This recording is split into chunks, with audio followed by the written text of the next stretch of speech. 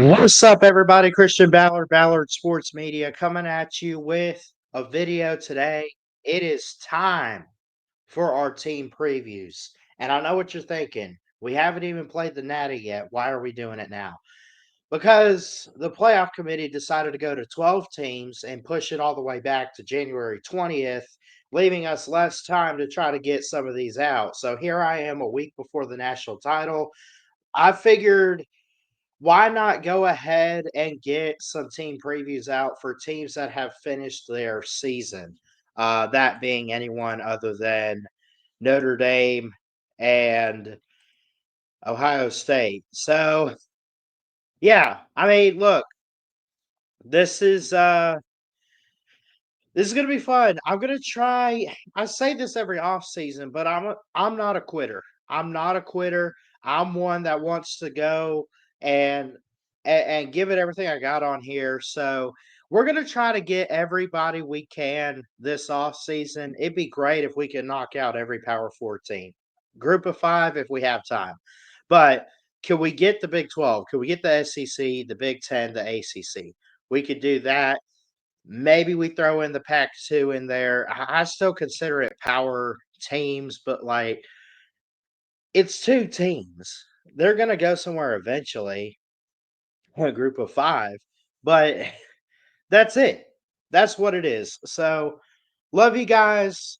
Appreciate you watching. Let's get into it. Hit that thumbs up, hit that subscribe button. Really appreciate it. Today we are looking at the one and only Alabama Crimson Tide for 2025, and we'll go ahead and throw up the schedule. Well, actually, no, we won't. Let's talk about last year. So 9-4. Nick Saban retires a year ago yesterday, and it kind of it was kind of a shock to some. It definitely was jaw-dropping that it happened so quickly like it did. There was a little bit of anticipation. It was one of those, like, we kept talking like, "Oh, is this gonna be it for Nick?" Whatever, and then it was. So then Kalen DeBoer steps in, and he gets hired a year ago, and he wants to keep the Alabama standard and everything, and to a point, it looked like he was keeping that, early on in the season, beating teams like Wisconsin, beating Georgia, but then you lose to Vanderbilt, hey, you lose to Tennessee, which I could get the Tennessee loss. I guess I mean, Vandy was a good team that pulled off a lot of great upsets this year, so looking back at it now kinda makes sense. The Oklahoma loss, though, was inexcusable, and then losing to Michigan, probably one of the worst Michigan teams that we've seen in a while, maybe a decade, uh, it just seems so off, and I know people wanna look at it and say that there's, a quarterback issue, there's a coaching issue, there's offensive line, and everything we dealt with last year. I understand that. I get that. I think you're right. I think there is a quarterback issue. I love Jalen Milroe to death, and I know the people that say that he should switch to running back and everything. I get that. I think I think he should transfer. I don't think he's NFL ready. I don't think he needs to not be a quarterback, but I feel like he just didn't fit the system of Kalen DeBoer. I felt like he was good at times. He had a really good high, and then other weeks he had a really good low. He did. Now he's going to the draft. He's already declared, he's made up his mind. Who steps up next year in 2025? Is it Simpson? Is it Austin Mack, who Kalen DeBoer brought from Washington? Who is it going to be? I really think one of those two guys might better fit his system. Ryan Williams obviously coming back. Justice Haynes is transferred to Michigan, so we'll kind of wait and see what the running back room looks like. I think guys still have time to declare for the draft. I haven't seen every guy that has declared yet. But that being said, we're here to really look at the schedule as a whole and kind of break down what they have. And we'll go ahead and put it up on the screen. So, the way the SEC at least is doing things, um, is they took So you have home and homes for Alabama on here. You have a group of 5 team, and then you really have 2 group of 5 teams, I think. And then you have a load of a schedule where you take your opponents from this year in the SEC and you flip flop them. So, like, they hosted Georgia, they have to go to Georgia. They went to Vanderbilt, they have to host Vanderbilt. They go to Missouri, whereas they hosted Missouri this year, Tennessee, and so on and so forth. Let's go ahead and just talk about the fact that they're going to beat Eastern Illinois and ULM. That Florida State game to open up the season, it will be a great game to see. It's a home and home. Florida State comes to us in 2026.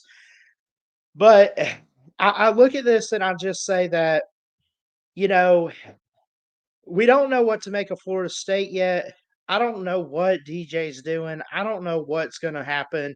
They were probably, well, no, not probably, definitely the most disappointing Power Four team this year in 2024. I don't know what to make of them for 2025 yet. That's a team to look at later down the road, but could Alabama lose that first game? They probably could. Florida State might turn it around, might be a little ticked off. They might have a vengeance, not against Alabama, but probably against college football and everything that they lost last year, including their games. ULM should be okay. Of course, they have beat Alabama before. Shout out to Nick Saban in his first year. Wisconsin, we played them last year at Wisconsin. This is at home this time, a home and home series. You get the bye week. Could not come in a more perfect time.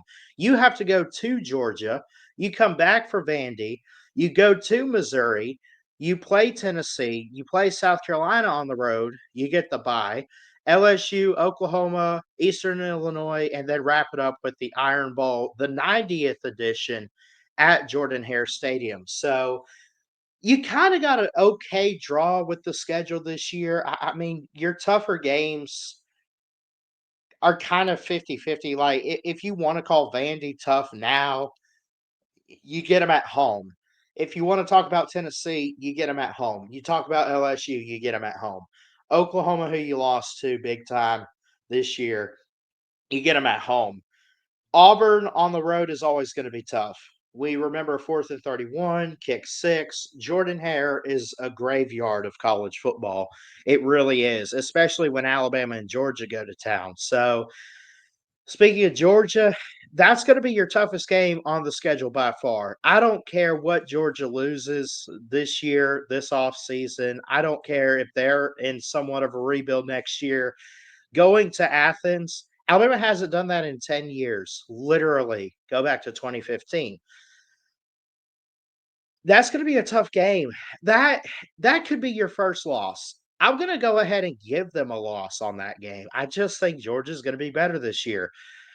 Uh, if it were in Tuscaloosa, like it was this past year, I might even say the same thing. It's hard to beat the same team 2 times in a row, twice in one season, back to back. It's just how it is, and that's kinda how it is right here, right now with Alabama and Georgia. Could Alabama win this game on September 27th? Possibly, but at the same time, I look at this and I say that, Georgia doing what they do is just a juggernaut. They just are. So that's going to be their first loss, in my opinion.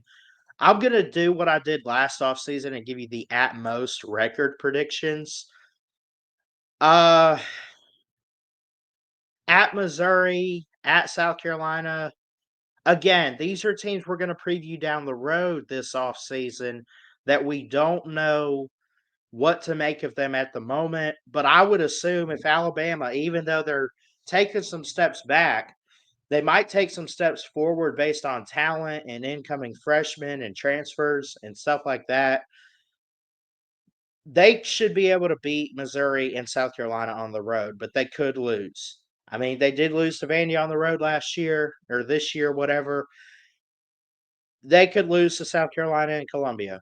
They've done that before. When's the last time they lost at Missouri? But it could happen. LSU, Oklahoma. If I had to look at this schedule, had to break it down, hear me.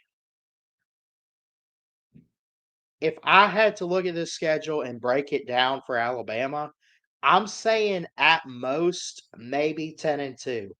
And the second loss after Georgia might surprise you, but I'm going to give it to them because I think of this team so highly going into 2025. Now, again, it's very early. I know, I understand that. But could we see this? Let's say if they went 10-2, and I predict that Georgia, and this is a bit of rolling the dice here. Could it be at Auburn late in the year? I mean, could Auburn struggle early but build themselves momentum by the time that Iron Bowl kicks off? Could that be a loss for the Crimson Tide on November 29th? That's possible. I don't see them losing to LSU at home. I could see it, but again, my slogan that I come up with is when in doubt, I take the home team. I'm in doubt about Tennessee, but it's at home. I'm in doubt about LSU and Oklahoma, but they're at home.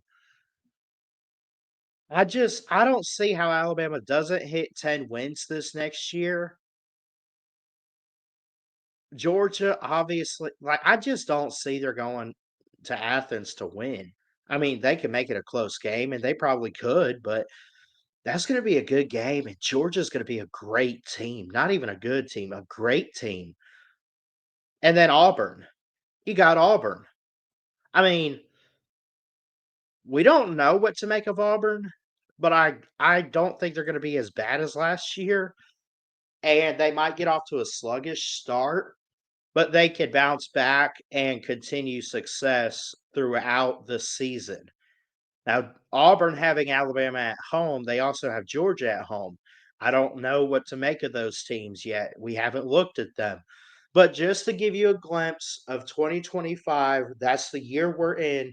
And the season that's coming up, I expect Alabama to have great success next year, but it's going to come with a little bit of pain. It's going to come with a little bit of heartache and hurt with some losses. And my gut says to just give them Georgia and Auburn as the losses. And I hate to do that, especially with Auburn. I really hate to do that. And I hope I'm wrong. I want Alabama as a fan to win every single game. But also the sportscaster side of me, you got to call it like it is, right?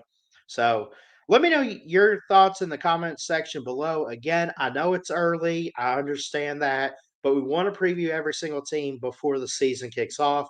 So we're getting a head start on some of the teams that have finished 2024 and going ahead and looking to 2025. I love you guys. Jesus loves you. Keep your head up. God bless. And from an Alabama fan, I say roll tide. But again, unbiased and just giving it my best shot on here. I love y'all. We'll see you here soon at Ballard Sports Media.